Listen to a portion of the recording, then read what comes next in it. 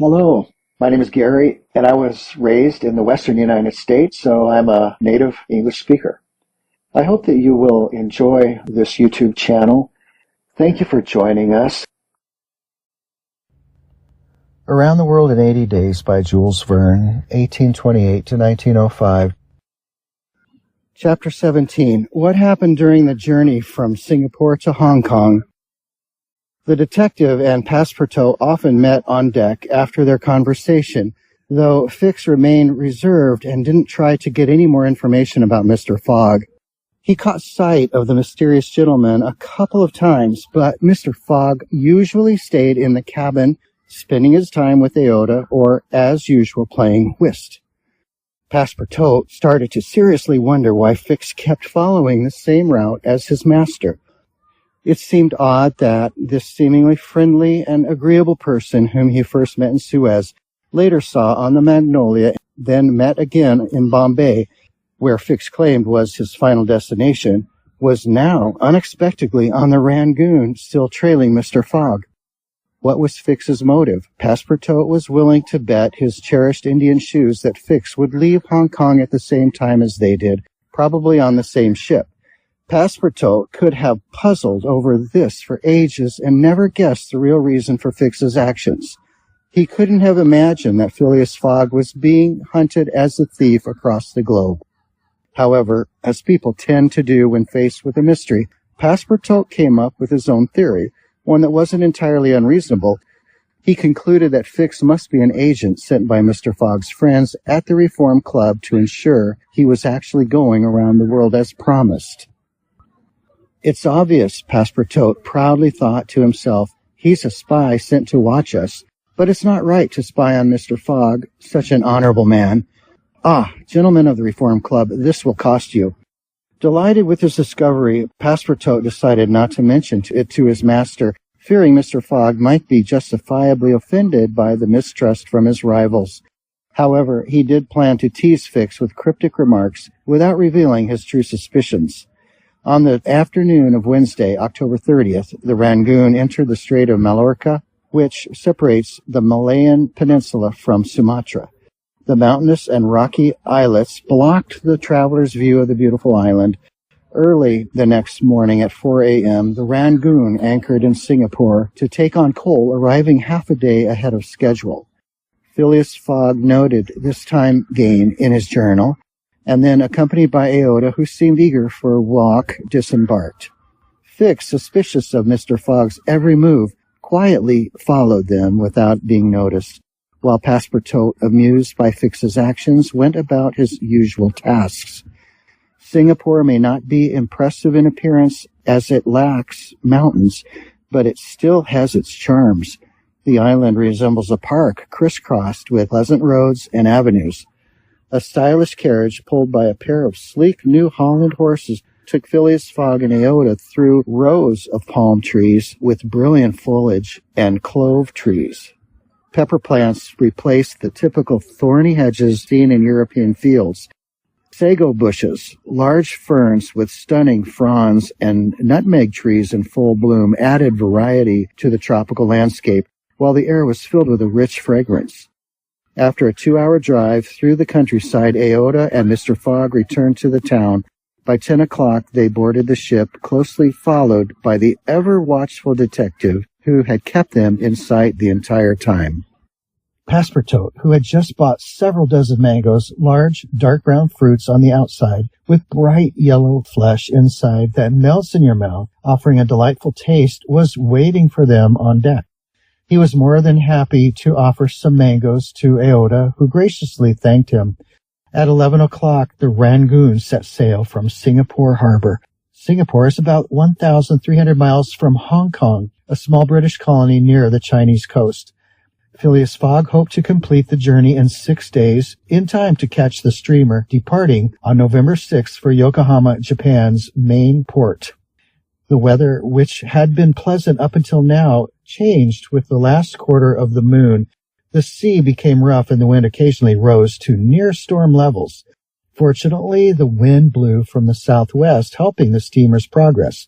The captain raised the sails whenever possible, and with the combined power of steam and wind, the ship made good time along the coasts of Vietnam and China. However, due to the Rangoon's flawed construction, extra precautions were necessary in bad weather. While these delays nearly drove Passepartout crazy, they didn't seem to bother his master at all. Frustrated, Passepartout blamed the captain, the engineer, and the entire crew. Perhaps his impatience was fueled by the thought of the gas still burning at his expense back in Savile Row.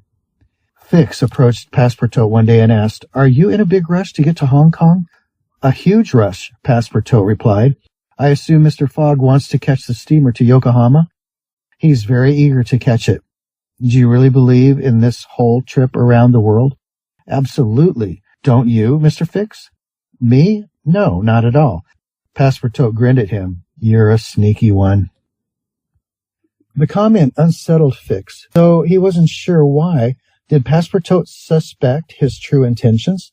Had he figured out that Fix was a detective? Fix didn't know what to think, but it seemed like Passepartout's words hinted at something deeper. The next day, Passepartout pushed further, unable to keep quiet. "Mr. Fix," he joked, "will we be unlucky enough to lose you when we get to Hong Kong?" "Well," Fix hesitated, "I'm not sure. Maybe. You're working for the Peninsular Company, and their agents don't take breaks. You were supposed to stop in Bombay, but now you're all the way in China. America's not far, and from there, Europe's just a hop away." Fix studied Passepartout's calm face and laughed along with him, but Passepartout kept teasing, asking if Fix was earning much from his job. "Sometimes yes, sometimes no," Fix answered.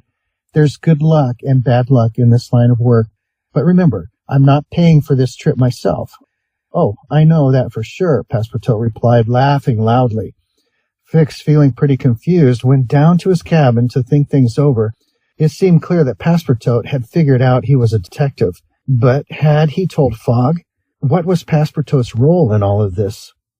Was he helping Fogg, or was he clueless? Was Fix's plan ruined? He spent hours going back and forth, sometimes convinced that everything was falling apart, then trying to believe that Fogg still didn't know he was being followed, and then completely unsure about what to do next. Despite the uncertainty, Fix kept his composure and eventually decided he'd have a straightforward talk with Passepartout. If he couldn't arrest Fogg in Hong Kong, and if Fogg was preparing to leave the last bit of English territory, Fix would reveal everything to Passepartout. Such was the situation between Fix and Passepartout. Meanwhile, Phileas Fogg carried on above them, calm and indifferent, completely unaware of the tension. He continued his journey around the world with methodical precision, unconcerned with the smaller issues orbiting around him. Yet there was something close by that could have disturbed his usually steady heart. But to Passepartout's surprise, Aoda's charms seemed to have no effect on Fogg. If there were any emotional ripples, they were harder to detect than the astronomical calculations that led to the discovery of Neptune. Passepartout was more amazed every day. He could see how grateful Aoda was to Fogg, yet Fogg seemed emotionless. Though he was brave and noble, Passepartout started to think Fogg might not have a heart. One day, as he leaned against the railing near the engine room, watching the machinery, the ship suddenly rocked, causing the propeller to lift out of the water. Steam hissed loudly from the valves, which filled Passepartout with frustration. "The valves aren't properly charged," he exclaimed. "We're barely moving. Oh, these English. If this were an American ship, sure, we might risk blowing up, but at least we'd be going faster." Chapter 18, where Phileas Fogg, Passepartout, and Fix each go their own way. The weather turned bad in the final days of the voyage. The wind stubbornly stayed in the northwest, blowing hard and slowing the steamer down. The Rangoon rolled heavily, and the passengers grew frustrated with the enormous waves the wind sent crashing into their path. On November 3rd, a sort of storm hit, tossing the ship violently as huge waves rose. The Rangoon had to take down all its sails, and even the rigging whistled and shook in the fierce winds. The steamer was forced to go slowly, and the captain estimated they would arrive in Hong Kong 20 hours late or more if the storm continued. Phileas Fogg calmly watched the raging sea, which seemed determined to delay him. His expression never changed, even though a 20-hour delay would likely make him miss the boat to Yokohama, which would cost him the wager. But this composed man showed no signs of impatience or frustration. It was as if he had expected the storm all along. Aota was amazed to see him as calm as he had been since she first met him. Fix didn't see things the same way as the others. He was actually thrilled by the storm. His satisfaction would have been complete if the Rangoon had been forced to turn back due to the intensity of the wind and waves. Each delay filled him with hope, as it seemed more and more likely that Fogg would be stuck in Hong Kong for a few days. Now even the storm seemed to be on his side. It didn't matter that he was seasick. He ignored that discomfort. While his body was suffering, his spirit soared with the excitement and hope. Passepartout, on the other hand, was beyond frustrated by the bad weather. Everything had gone smoothly up to this point. It was as if the earth and sea had been working for his master. Steamers and trains had followed his command, and the wind and steam had propelled his journey. Was their luck running out? The storm enraged him. The wind made him furious, and he wished he could tame the wild sea into submission. Poor guy, Fix hid his own pleasure carefully, knowing that if Passepartout had caught on, he might not have held back from lashing out at him. Passepartout stayed on deck the entire time the storm raged, unable to sit still below, and deciding to help the crew in any way he could. He overwhelmed the captain, officers, and sailors, who couldn't help but laugh at his impatience, with endless questions. By the 4th, the sea had calmed, and the storm had lost much of its strength. The wind had shifted south, once again favoring their journey. Passepartout's mood brightened along with the weather. Some of the sails were unfurled, and the Rangoon regained its top speed. However, the lost time couldn't be recovered. Land wasn't sighted until 5 o'clock on the morning of the 6th, and the ship had been due on the 5th. Phileas Fogg was now 24 hours behind schedule, meaning they would miss the steamer to Yokohama. At 6, the pilot boarded and took his place on the bridge to guide the Rangoon through the channels to Hong Kong.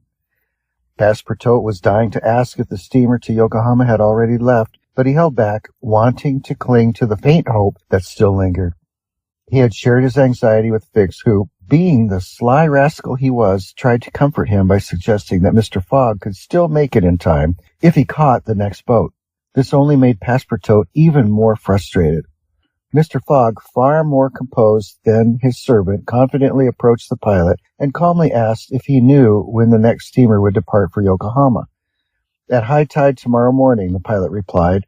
"Ah," said Mr. Fogg, without showing any surprise. "What's the steamer's name?" asked Mr. Fogg. "The Carnatic." "Wasn't it supposed to leave yesterday?" "Yes, sir, but one of its boilers needed repairs, so they postponed the departure until tomorrow." "Thank you," Mr. Fogg replied, then headed back down to the saloon with his usual calm. Passepartout, overjoyed, shook the pilot's hand enthusiastically and exclaimed, "Pilot, you're one of the finest men I've ever met." The pilot probably never understood why his responses earned him such an enthusiastic greeting. He returned to the bridge and skillfully guided the steamer through the crowded harbor filled with junks, tankas, and fishing boats. By 1 o'clock, the Rangoon had docked, and the passengers were disembarking. Luck had been oddly on Phileas Fogg's side. If the Carnatic hadn't been delayed for boiler repairs, it would have left on November 6th, forcing the Japan-bound passengers to wait a week for the next steamer. Although Mr. Fogg was 24 hours behind schedule, this delay didn't pose a serious risk to the rest of his journey. As it stood, he was about 24 hours behind schedule, 35 days after leaving London. The Carnatic was set to leave Hong Kong at 5 the next morning. Mr. Fogg had 16 hours to take care of his business, which was to ensure Aota was safely entrusted to her wealthy relative. Upon landing, they headed to the club hotel. A room was arranged for Aota, and after making sure she had everything she needed, Mr. Fogg set off to find her cousin Gigi. He instructed Passepartout to stay at the hotel so Aota wouldn't be left alone. Mr. Fogg went to the exchange, confident that everyone would know such a prominent figure as the wealthy Parsay merchant. After speaking with a broker, he learned that Gigi had left China 2 years earlier. Having retired with a massive fortune, Gigi had relocated to Europe, likely to Holland, where he had done most of his business. Mr. Fogg returned to the hotel and requested a moment to speak with Aota. Without delay, he informed her that Gigi was no longer in Hong Kong, but was probably in Holland. At first, Aota didn't say anything. She put a hand to her forehead and thought for a few moments. Then, in her gentle voice, she asked, "What should I do, Mr. Fogg?" "It's quite simple," he replied. "Come with us to Europe. But I don't want to be a burden." "You're not a burden, nor are you disrupting my plans in any way. Passepartout?" "Yes, sir." "Go to the Carnatic and book 3 cabins." Passepartout, thrilled that the gracious young woman would be continuing the journey with them, hurried off to carry out his master's order.